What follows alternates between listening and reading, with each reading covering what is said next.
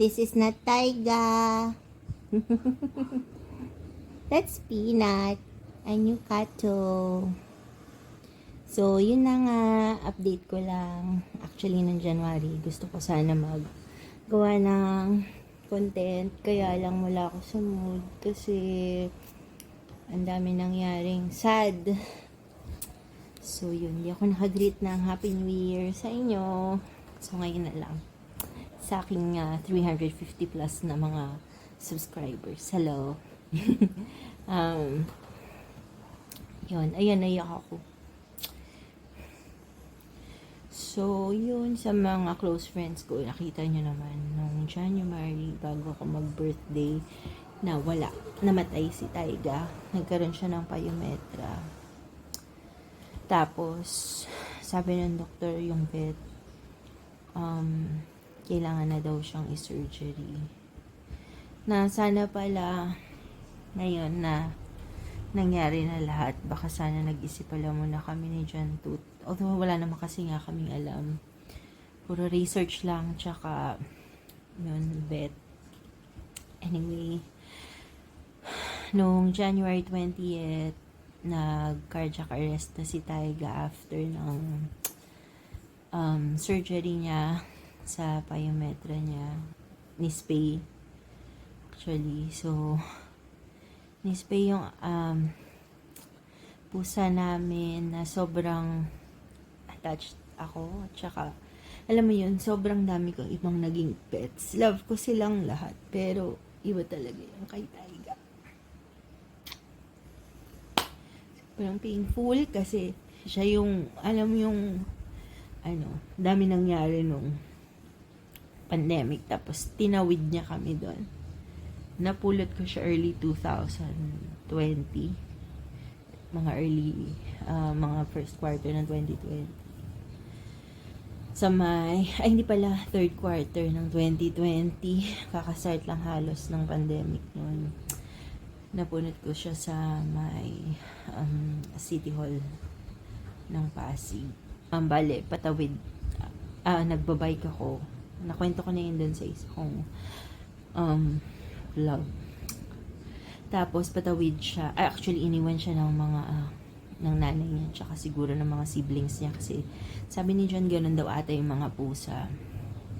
Yung weakling, yun yung iniiwan ng nanay. So, nakita ko si Taiga parang frightened siya, sobra siyang takot. Yung nakaganon yung mukha niya kasi halos mabangga na siya ng pick-up, ng motor, ng mga kung ano-ano sasakyan kasi nandun siya parang tatawid siya sa island. Tapos, so, tinigil ko yung traffic. Bumaba ako ng bike ko. Tinigil ko yung traffic, tapos pinulot ko siya. Tapos, after ko makatawid, sa sobrang lost ako noon eh. Naiyak ako kasi nagpipigla siya. Hindi ko alam gagawin ko. Wala akong mapag-iwanan sa kanya. Tapos, merong lalaki na parang nagtitinda ng mga, alam niyo yung mga binalot ng mga asin, pepper, bay leaf, yung mga nagtitingi-tingi na nakabisikleta din. Sabi niya, uwi mo na yan, para sa'yo yan. So, bisa kayo. Tapos yun ako, nangyari na, uwi ko na siya. Hand feeding kami noon. As in, para talaga kami may baby ni John. At halos 3, siguro magdadalawang buwan yun. Hanggang sa nakakain na nga siya, tapos nakakapag-litter na, nakakatuwa. Basta nandun yun sa isa kong vlog, so sobrang attached kami sa kanya, kahit ang feisty niya, ang sungit niya. Tapos yun yung sign pala ng pyometra nagbi-bleed na. So, open pyometra yung tawag, may nana siya sa uterus. Bali na putol kasi nag-arrange ako ng delivery for nanay. Anyway, balik tayo kay Taiga. So, may ilang beses na rin naman namin attempt na ipa-spay siya early on. Kaya lang kasi ang baba ng platelets niya. Tapos hindi ko alam kung nasa handling ba namin, ng vet, o talagang fragile lang yung katawan ng tao, ng pusa namin. So, sobrang bilis. Alam mo yun, nakakalungkot lang, nakaka-regret na kami nagdala sa kanya thinking na baka makatulong yung pag-spay. Unfortunately, hindi niya kinayang surgery. Saka, baka during surgery, nagputok na rin kasi nagpapakita siya ng mga weird na symptoms like frequent yung pagpunta niya, pagwiwi niya. Tapos, pag inom niya ng water, although sabi ng doktor, dahil daw yun sa mga gamot, which, ewan ko gusto ko maniwala, pero medyo nagda-doubt ako ng slight, or baka hindi ko lang din talaga matanggap. So, again, hand feeding ulit. Okay naman sa akin yung First few days, okay siya, kumakain siya. Dinala pa namin ulit sa vet, sarado yung sugat. Tapos, ano ba yun, 18, January 18, dinala namin siya sa vet, sarado sugat. Tapos, nung gabi nun, pinalik namin, ika-19, dinala namin siya pabalik kasi may pus, sabi, labas lang daw, pero sa nakita namin na pagbuka nun, ang sa loob. Tsaka nagde-depression ata si Tani. Syempre yung hormones, no? Nagbago talaga entirely. Alam mo yun, hindi na talaga siya yun. Tulala siya nung last day na nadala namin siya doon. Siguro sobrang sama na lang ng pakiramdam. Pagka alis ko, nag-start na raw mag-vomit. Bumalik ako sa kanya nung 20th ulit. Twice ako bali pumunta sa kanya. Hinuholding hands niya pa din ako kagaya nung normal niyang ginagawa. Simula nung napunta siya sa napanganak ko na. Simula nung naalagaan namin siya hanggang sa mga days na maliksi siya, hanggang nung last day niya, wala na siya sa yun, wisho siguro parang coma na siguro yun, or basta wala na, hindi na siya si Tantan, pero naririnig niya yung voice ko, holding hands pa rin niya ako. Sobrang ang painful. So, dahil ang bigat nung start, ayoko din na mag-vlog sana ng sobrang painful pa. Pero, siguro, alam mo yun, nagawa naman niya yung mission niya and more. Sobrang napahappy niya kami. And, yun na nga, nawili kami. Kakalaga naman ng pusa. Love ko pa din yung mga doggos. Pero, siya yung nag-pave ng way. Siya yung, kumbaga, siya yung unang nirisk talaga namin. Alagaan ng sa amin talaga. Marami kaming cats sa Sampaloc dati, pero sa nanay at tatay ko yun. Mas dogs kasi talaga ako. So yun, sana yung mga susunod na weeks, months, days, masaya na. Kasi, basta.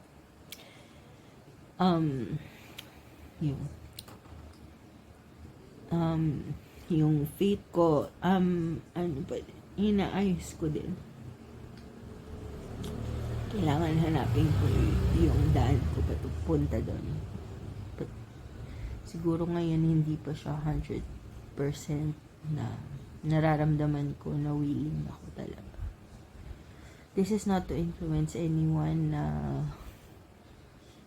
may struggle din. Pero kung okay kayo at grateful kayo, yung gratitude nyo talagang at yung faith nyo iba pa din, keep it. Okay naman yan. Ako lang siguro talagang sobrang lost. Sobrang, hindi lang yung kay Tiger. Marami pa mga naunang events na para kasi hindi ko nararamdaman yung presence. Ayokong sabihin sa mga tao just because ayoko maka-influence. But now that I'm trying to address it at nagsastart na ulit akong mag-pray, pumunta sa simbahan. Alam mo yun, one step at a time. Basta, yun. So, yan. Mamaya, RTO ako. Ngayon kasi bago ako matulog, inaasikaso ko muna yung grab ng nanay. Kasi, bukod sa Ash Wednesday ngayon, Valentine's Day. So, hi bestie! Nagbuka ko ng Grab Express para mapadala yung flowers kay Nana, yung gamot niya, gatas, food, ano pa ba yung mga gusto niyang kainin, yan, ganyan. So, yun ang gift ko kay nanay ngayong Valentine's kasi Monday pa kami talaga magde-date dahil return to office ako this week. Return to office mamaya. Sana pag nagising ako na maaga, pag hindi naman baka tomorrow and Friday. Para tapos na. Kasi 4 days lang kami in a month nag-RTO. Bestie boy! Hi, bestie boy! Edgy, hala ka! May naririnig na namang ibon si Bestie. Kanina sa simbahan, Bestie, maraming ibon. Tungpunta dan, Ete. Ha? Ito? Yan nga, no? Hi, Ninat. Ninat! Look at that face of father. Ay, sus, nagpapakilot naman. Ako po si Peanut. In less than 2 weeks, sobrang dami ko na pong nakain. Nagiging batchoy na po ako like veggie guaps. Nagrarattle na naman yung buntot ni Natnat. Yung Bukana pupunta kasi. Loyo, oh. Doon yung RCBC. Eh kasi galing lang din naman ng Tuloy mo na. pauwi, di ba?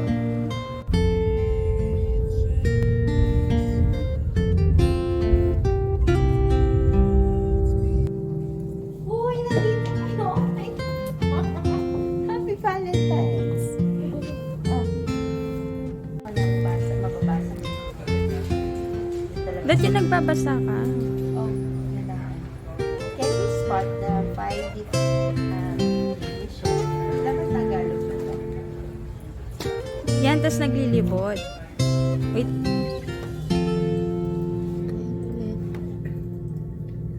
Hi guys, ayan na nang kain.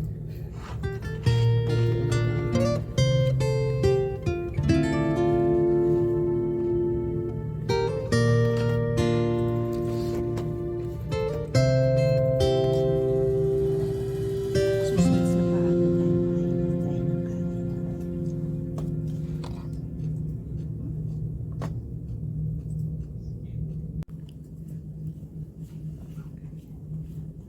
Guys, back to work. Hi, Sir Mike.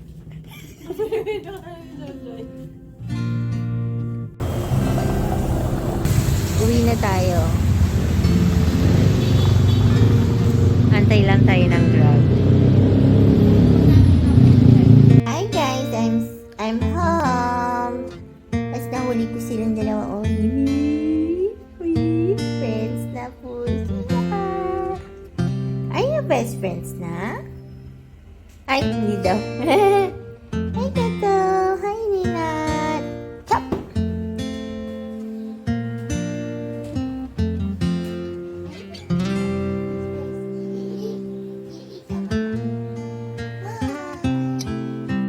Uy, umigaw na.